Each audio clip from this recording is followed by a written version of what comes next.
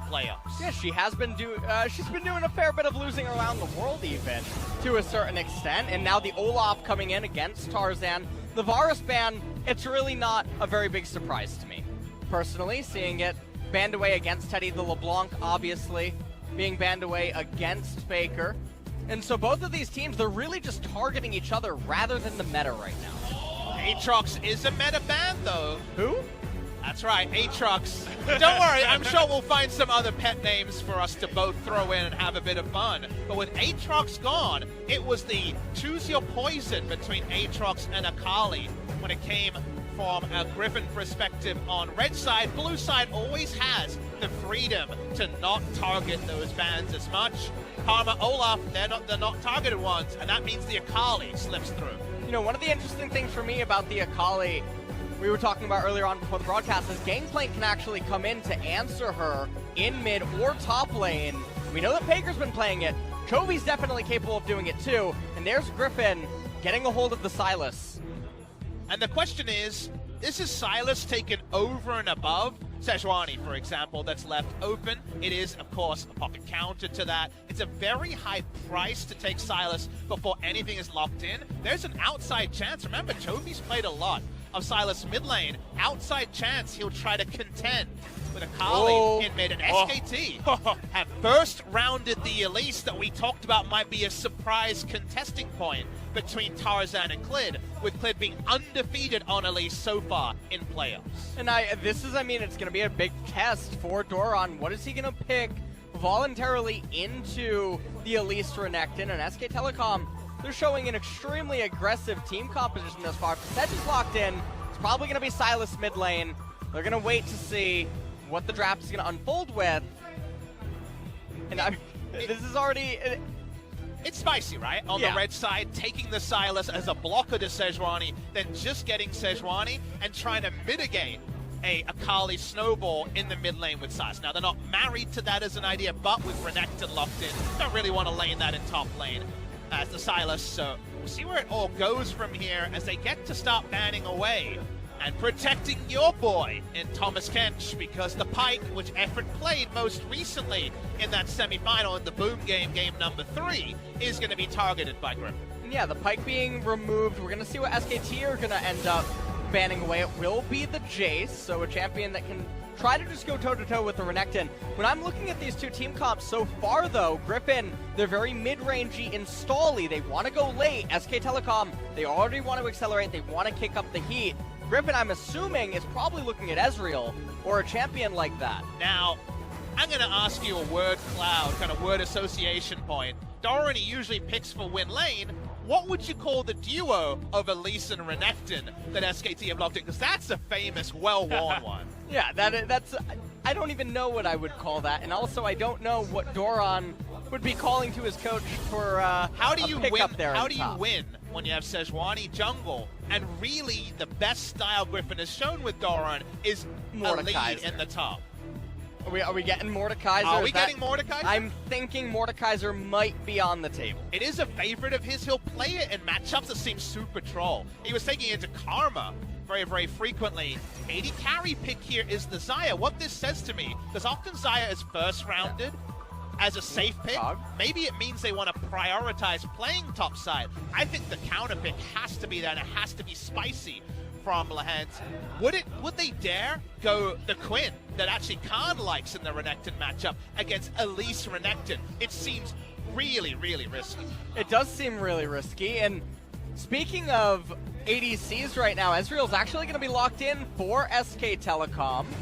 And I'm a little bit surprised not to see Kai'Sa in a situation like this, especially when Griffin, they only have one carry right now. Kai'Sa's really good getting backline access, eliminating the one carry, and then it's very easy for the remaining champions to just stand their own against the Griffin champs. Now, they have very poor initiation, so maybe it's more about getting a duo laner that's not Xayah that Rakan can survive on, rather than necessarily elsewhere. As there is that Mordekaiser straight locked. I got the script pop up. You got the script, and also, if you at home want to go and check in on Doran's solo queue, go to op.gg, look up Doran's account. his second most played on the season is Mordekaiser, and he has a very high win rate, around 65% win rate. We already mentioned he'll take it against Karma. Apparently he'll take it against one of the most reliable ganking duos in Elise Renekton. And the thing about this, though, is you can't dive him once he's level 6. He can stay underneath the turret, allow his jungler to play bot side, and say, try to dive me, I'll just take one of you to the Shadow Realm. Good change. Ooh.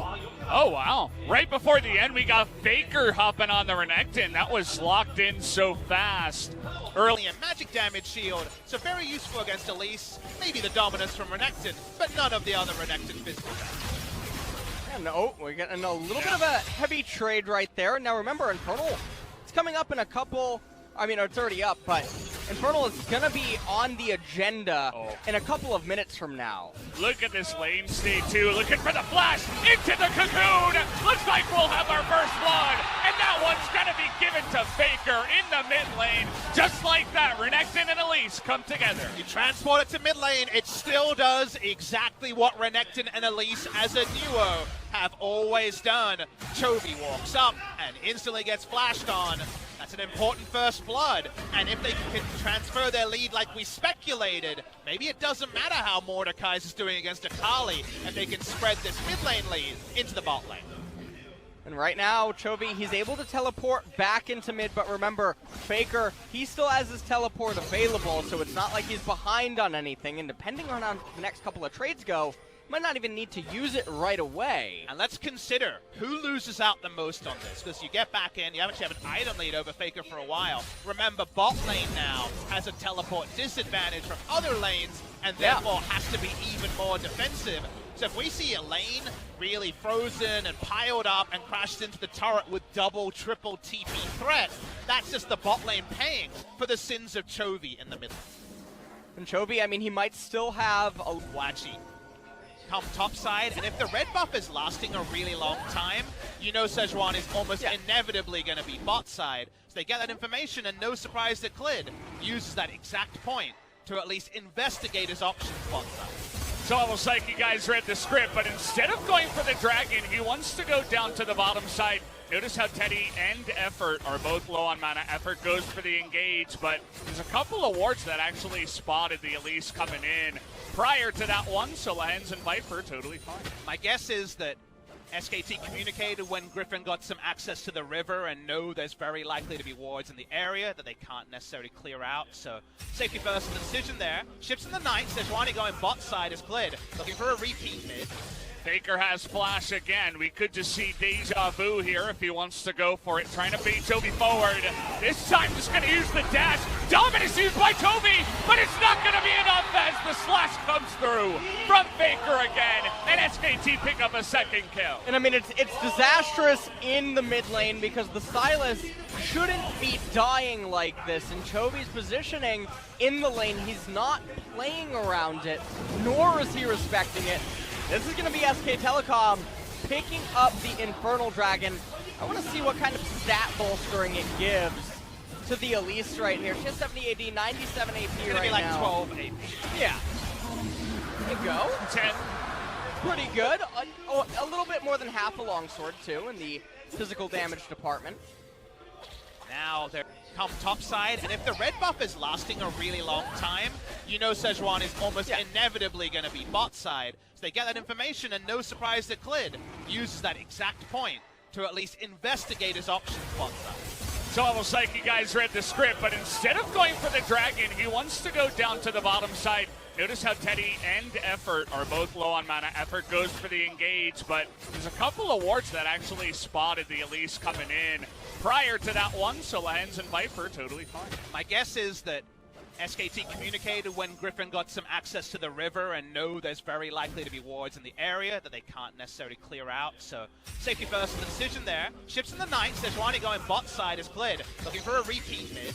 Faker has flash again. We could just see deja vu here if he wants to go for it. Trying to bait Chovy forward. This time just going to use the dash.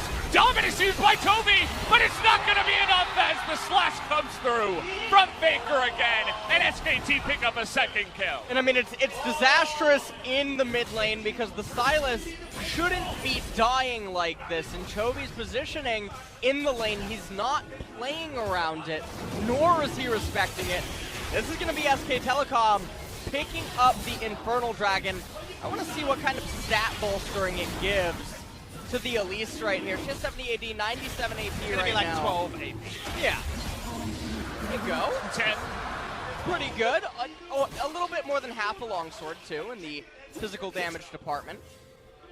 Now, there's such a short leash on Chovy that if you remember during the trash talk when they talked about Chovy's effortless and strong mechanics, Faker yawned.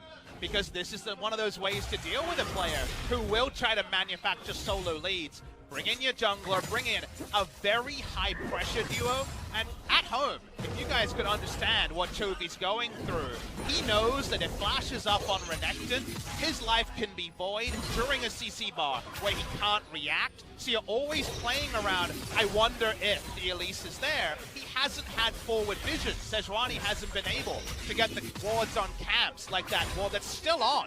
The red buff. We might have to give it a name soon. It's been there for so long from SKT. Saw that too. It's just really strange that it did go down. Take a look at the flash cooldown here.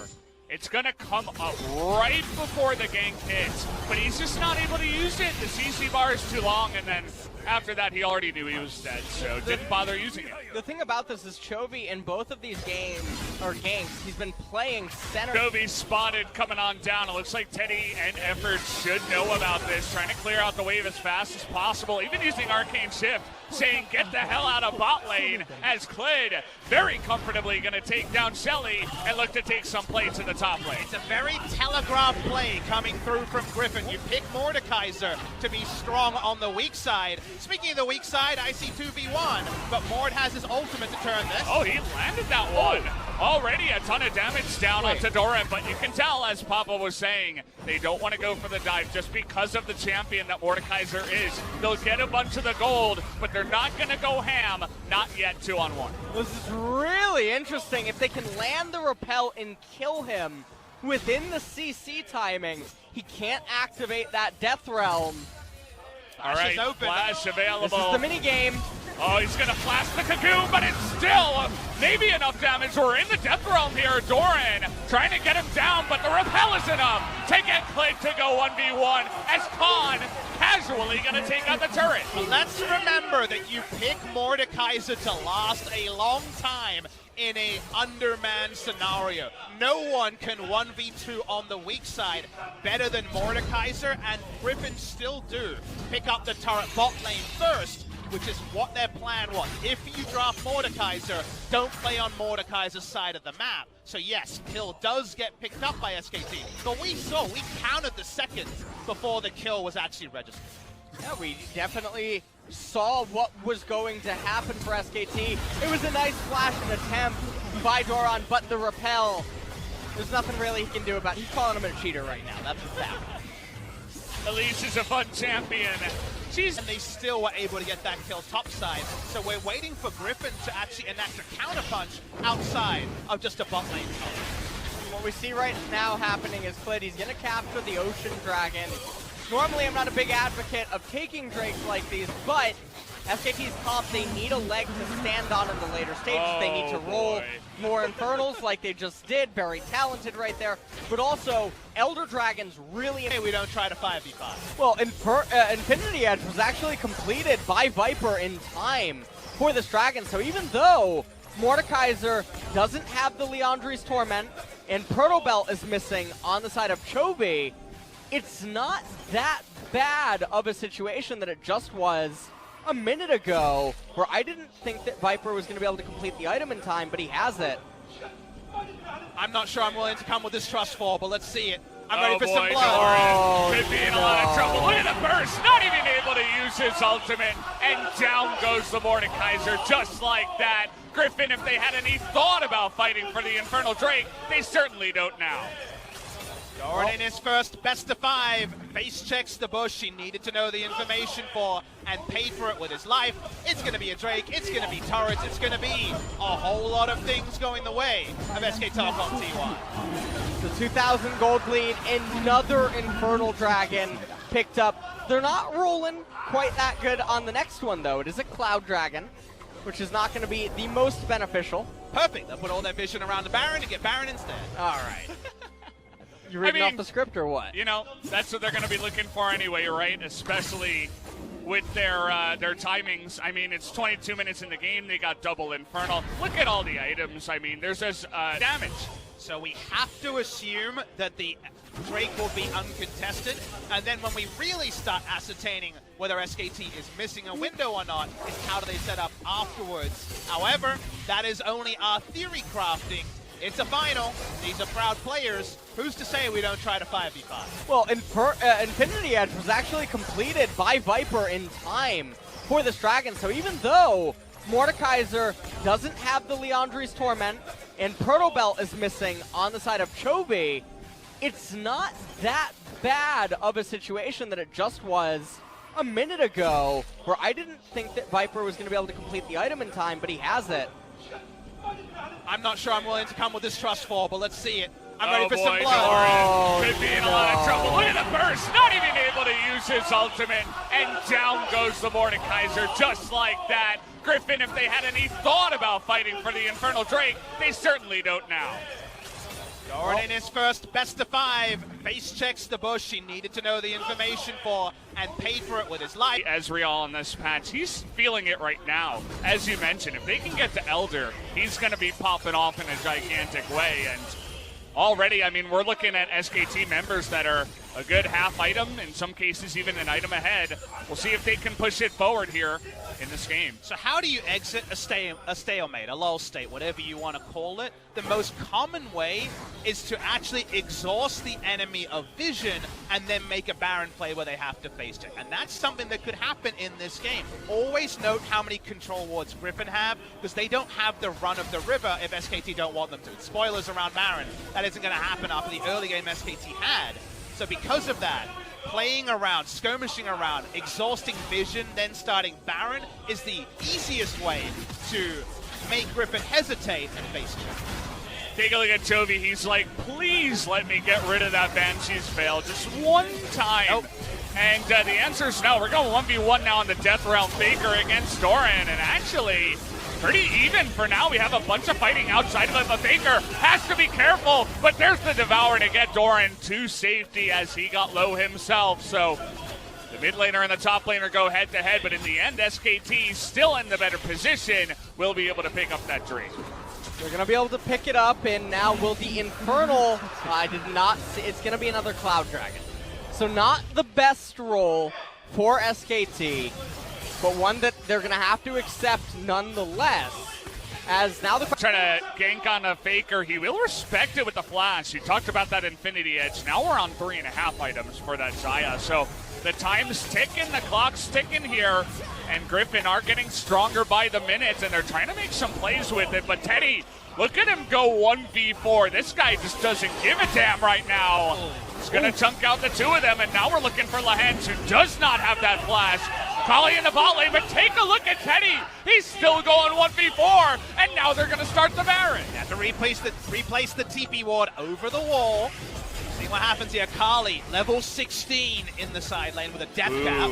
Looking for Doran here. He is going to get that charm down, but not really much of a follow-up. Teddy a little bit too far away from that one. They really wanted Mordekaiser to ult. That is what they were fishing for there, was the Mordekaiser ultimate, because then the Baron hijinks we've alluded to multiple times are not available. Here's that death cap of Kali. Well, they're going to get the ult out of this one in the 1v1, and take a look at Teddy. Just watch this Ezreal. He's looking for it, gets the flash. Here comes Khan over the turret, going for the kill. Would have had some help from his buddy Teddy, but he's able to do it alone as they kill Doran for the third time in this game. And they have a 50-second death timer on the Mordekaiser. Are they going to get the Baron? Buddy, with his like level 2 W, like 156 is very little. Yeah, he sweeps someone with the W, and I think that was it. I mean, he is sitting on 0-0-0. You talked about that before. You do more than 156 damage stacking up your damage. It's true. I mean, this is... why aren't they taking Cloud? Oh, we're looking for Teddy here, but he's got a QSS, and he's looking to turn it back as Clid. Look at the damage, the poke coming out. Baker's going into the back line, and we have a Kali coming in from behind as well. There is no chance for Griffin to win this fight, unfortunately, and 4 guys immediately going to get wrecked here in the river, and SKT with the massive lead now looking for the ace as they chase down the mid lane. SKT, Whose river did they think it was? Griffin had no control over this river the entire game. Easy flank teleport, and how much can SKT take? Well, I mean, at this point, Chovy, he wasn't there for the team fight. The death timers are way too high. Chovy, he's going to try to be a hero. Oh, we're doing it. They don't even want the Baron. Chovy trying to go in there, immediately dies. 0-3 on the game, and that's going to be 1-0 in favor of SKT as they will be taking down the Nexus here in game number 1. And I mean, this is the kind of game that can mentally affect players. How is Doran feeling? Getting his champion that you know that he wanted, and then blundering in some situations, as well as Chovy just getting run over in mid lane. And it's even more serious